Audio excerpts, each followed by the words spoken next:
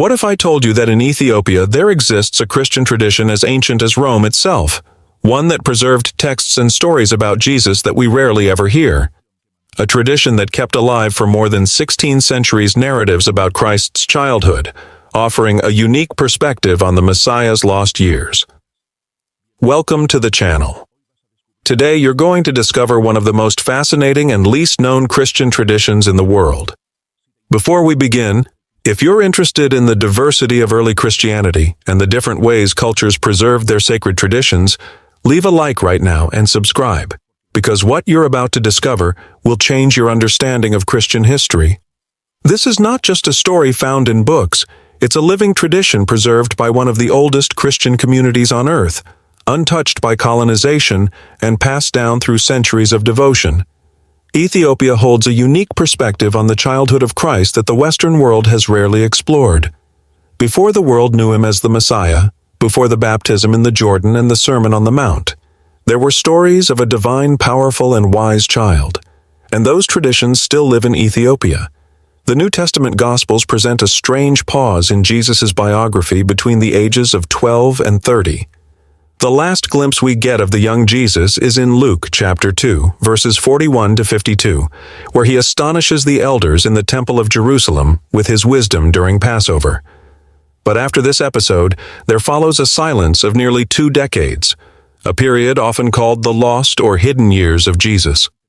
There is no canonical biblical account of his adolescence, his early adulthood, or the path that led him to public ministry. This mysterious gap has sparked centuries of speculation and alternative writings trying to fill in the blanks. But what if I told you there are ancient traditions that did preserve narratives about those years? And what if there's a place on earth where those stories have been kept alive for more than 16 centuries? While the canonical scriptures remain silent about this period, several ancient texts, many considered apocryphal by Western Christianity, preserved accounts of this stage of Jesus' life. Among the most intriguing sources is the Ethiopian biblical tradition, regarded by many scholars as one of the most complete collections of ancient Christian texts still preserved today. This tradition, still revered by the Ethiopian Orthodox Church, offers unique insights, spiritual knowledge, and stories about Jesus during the years unrecorded by the canonical Gospels.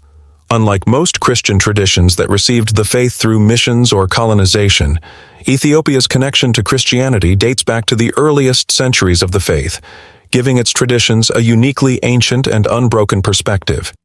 Ethiopia occupies a special place in religious history, not only for its spiritual traditions, but also for its rare status as an African nation that resisted European colonization. This historical independence allowed Ethiopia to preserve ancient manuscripts, traditions, and religious practices without interference or alteration by imperial powers. The Ethiopian biblical canon, preserved in the ancient Ge'ez language, contains between 81 and 88 books, significantly more than the 66 found in the King James Version. These additional books include texts such as the Book of Enoch, Ezra, Baruch, the books of the Maccabees, and expanded narratives absent from Western Christian tradition. Unlike many other Christian cultures that adopted the religion through later missionary movements, Ethiopia's Christian identity has been indigenous since at least the first centuries after Christ. This continuity, shielded from outside influence, preserved the Ethiopian Orthodox Church as one of the oldest and most intact Christian institutions in the world. Ethiopia's scriptural and oral traditions have remained remarkably stable for over 16 centuries, offering a fascinating window into how early Christians may have understood the life and teachings of Jesus, especially during those lost years. Among Ethiopia's most treasured artifacts are the Garima Gospels, considered possibly the oldest surviving illuminated Christian manuscripts in existence. Radiocarbon dating places them between the 5th and 7th centuries AD, representing an incredibly ancient textual tradition. Preserved in monasteries high in the Ethiopian mountains, these Gospels contain not only canonical texts, but also local traditions and interpretations that offer unique perspectives on Jesus' life. The colorful illustrations in Ge'ez script reflect an unbroken cultural continuity spanning nearly 2 millennia. The Ge'ez language itself is fascinating. An ancient Semitic tongue related to Hebrew and Aramaic, the languages Jesus likely spoke. This adds an extra layer of cultural proximity, as these texts were preserved in a language structurally closer to Jesus' linguistic world than the Latin or Greek of Western Christianity. Ge'ez remains the liturgical language of the Ethiopian Orthodox Church to this day, maintaining a continuous thread of nearly 2,000 years. Ethiopian monks can still read and understand texts written more than 1,000 years ago, something almost impossible in most other Christian traditions. When it comes to Jesus' hidden years, the traditions preserved in Ethiopia are not just spiritual interpretations, they are a deeply rooted cultural heritage. The idea that Jesus' youth is documented within this ancient tradition reflects a continuity preserved in monasteries and oral histories for centuries. The Ethiopian biblical tradition preserves texts that Western Christianity lost, rejected, or labeled as apocryphal. These include the Book of Enoch, expanded Old Testament writings, and Infancy Gospels that offer insights into Christ's formative years. The Book of Enoch, for instance, was widely read and quoted in early Christian writings, even by church fathers like Tertullian, but was later removed from the Western canon by church councils. In Ethiopia, however, it remains an accepted part of the tradition, providing context not only for Christian eschatology, but also for understanding the supernatural nature of Jesus' lineage. Among the most fascinating texts preserved in Ethiopian tradition are the Infancy Gospels, which describe events during Jesus' youth.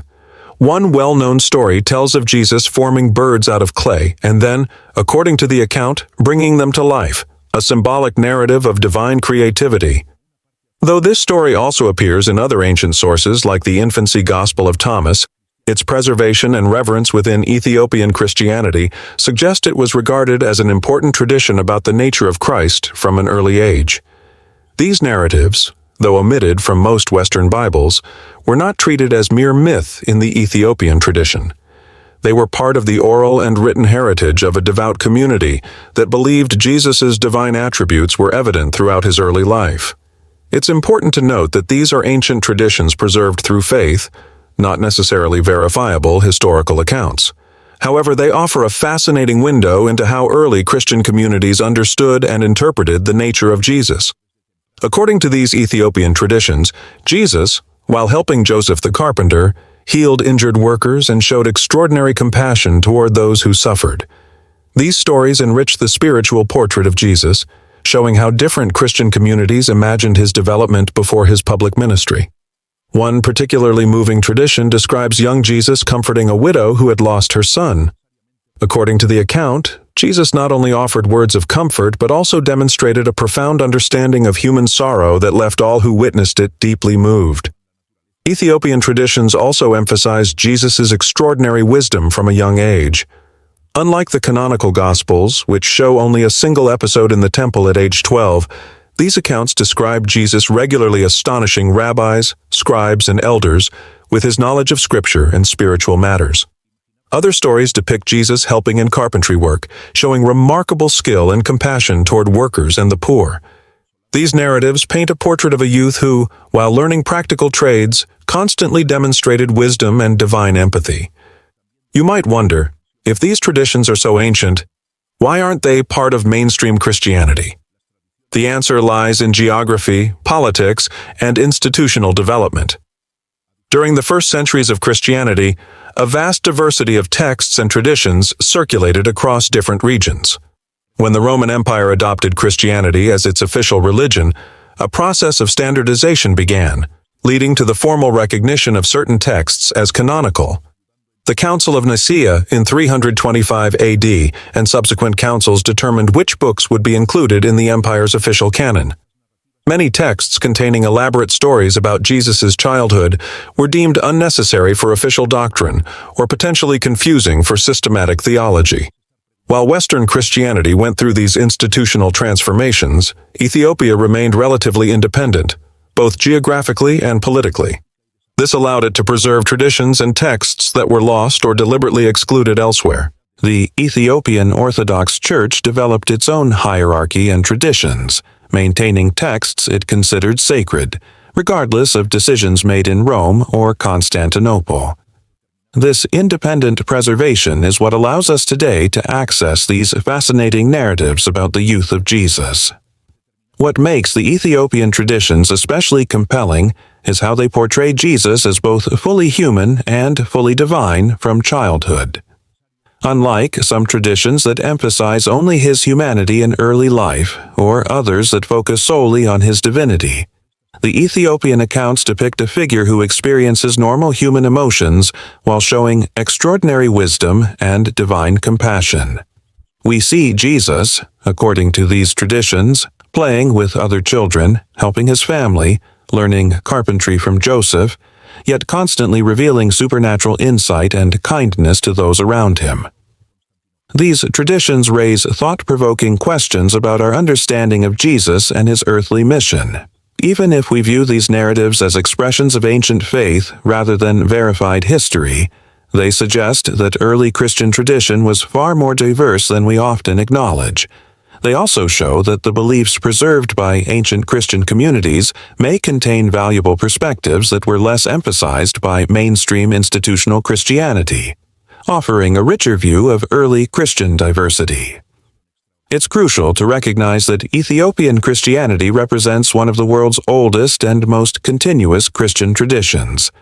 Many people mistakenly believe that Christianity in Africa began with European colonization, but Ethiopia's Christian heritage is contemporary with the earliest developments of the faith. Historical records confirm that Christianity was adopted as the state religion in Ethiopia in the 4th century AD, decades before it became the official religion of the Roman Empire. This is supported by historians like Cosmas Indicopleustes, a 6th century monk and traveler who documented well-established Christian practices in Aksum, the ancient Ethiopian kingdom. His writings describe a thriving Christian community complete with churches, theological debates, and protection for persecuted believers from other lands. These facts position Ethiopia not as a late recipient of Christianity, but as one of its most ancient cradles. The discovery and preservation of manuscripts in remote mountain monasteries of Ethiopia continue to fascinate scholars to this day. These monasteries, some built in almost inaccessible places, served as living libraries, preserving texts that the outside world considered lost. The Garima Gospels, mentioned earlier, are perfect examples of this extraordinary preservation. These manuscripts contain colorful illustrations and texts that represent an unbroken continuity of Christian tradition, offering insight into how the earliest African Christian communities understood and expressed their faith. These manuscripts hold both academic and spiritual value. For scholars, they represent crucial evidence of the diversity of early Christianity, showing how different cultures interpreted and preserved the traditions surrounding Jesus. For believers, regardless of denomination, they offer additional perspectives on the richness of the Christian tradition and the many ways of understanding the nature and mission of Jesus. It's important to approach these texts with academic humility, recognizing that they represent ancient traditions of faith without necessarily claiming literal historical accuracy. Naturally, these traditions have received different kinds of responses. Some scholars study them primarily as evidence of the diversity of early Christianity, while others focus on their cultural and anthropological value. Within religious communities, perspectives also vary. Some view these traditions as complementary to the canonical scriptures, offering further insight into Jesus, while others prefer to focus solely on the canonized texts. A growing number of researchers, however, recognize the importance of studying these traditions, not necessarily as literal history, but as valuable evidence of how the earliest Christian communities understood Jesus and developed their practices of faith. So, what do these traditions mean for us today? First, they remind us of the incredible diversity and richness of global Christianity. Traditions that were preserved independently can provide invaluable perspectives on faith. Second, they challenge us to expand our understanding of Christian history beyond predominantly Western narratives. Christianity has always been a global faith, and different cultures have contributed in unique ways to its preservation and development. Third, they invite us to appreciate how different communities express their devotion and understanding of Jesus across the centuries. weaving a rich tapestry of Christian tradition that extends far beyond any single denomination. The quest to fully understand the history of early Christianity continues. As more manuscripts are discovered, translated, and studied, and as advanced technologies allow us to examine ancient texts in new ways, we can expect ongoing insights into the diversity of early Christian faith. The Ethiopian tradition reminds us that the preservation of spiritual heritage belongs to no single culture or institution. It flourishes wherever devoted people commit themselves to guarding and transmitting the wisdom they hold sacred. The lost years of Jesus remain a fascinating period of speculation and study. Through the traditions preserved in Ethiopia, we glimpse a continuous thread of faith that honors the entirety of Jesus' life, his youth, wisdom, and mission. This challenges us to broaden our perspectives beyond the texts we know best, and to appreciate the many ways faith and culture have intertwined across the centuries. Through its unique preservation of these ancient traditions, Ethiopia offers us a window into a more diverse and culturally rich Christianity. These traditions do not diminish the importance of the canonical Gospels. Rather, they remind us of the vast wealth of the world's Christian heritage. They invite us to consider Jesus not solely through the lens of one tradition, but as a figure who inspired countless communities to preserve and celebrate different aspects of his life and teachings.